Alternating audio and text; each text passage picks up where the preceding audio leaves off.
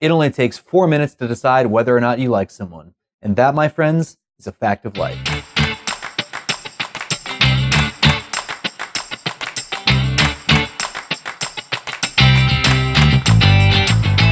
Thank you, and welcome to That's the Facts of Life, where we go through all the topics that matter to you and bring you just the facts. Today's topic is, with love in the air, FINRA vows to change their ways. But first, let's check in on that naughty list. Topping the list this week is the love of a husband, wife, and firm, as they are barred, suspended, and expelled respectively. The Phoenix-based Lawson Financial Corporation, or LFC, was recently expelled from the industry, and its CEO and president, Robert Lawson, was barred for committing securities fraud.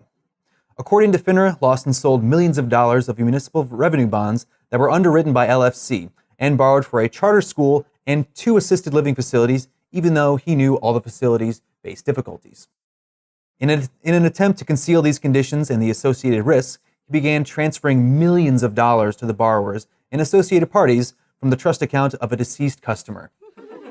Lawson also made it a point to not inform LFC customers that purchased these bonds of the material fact that he was improperly transferring funds, hoping to keep the whole thing afloat. FINRA viewed this as an act of self-dealing, as a breach of his fiduciary duties as a trustee. And this is where our story takes a twist. Robert Lawson was a co-trustee with none other than his wife, Pamela.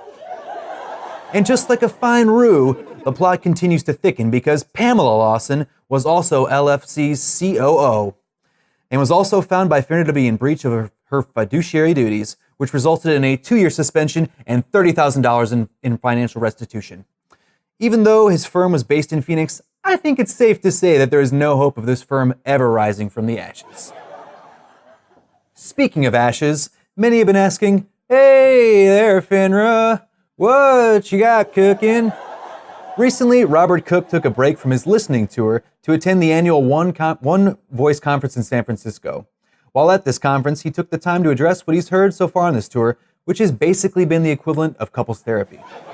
The biggest difference being that instead of the usual one-on-one couples therapy, it's been more like 600,000 on one, and they all have opinions like how he never takes out the garbage when he says he's going to, and that he never listens, even though he told them that this was a listening tour.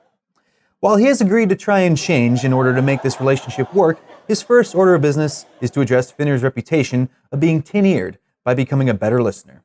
You happy? And also, to not be so afraid to express his feelings. Well, that'll do it for today. To learn more about industry news, check out the Compliance Digest, and don't forget to tune into an all-new episode next month. Oh, and in case you didn't know, in Victorian times, it was considered bad luck to sign your Valentine's Day card. And that, my friends, is a fact of life.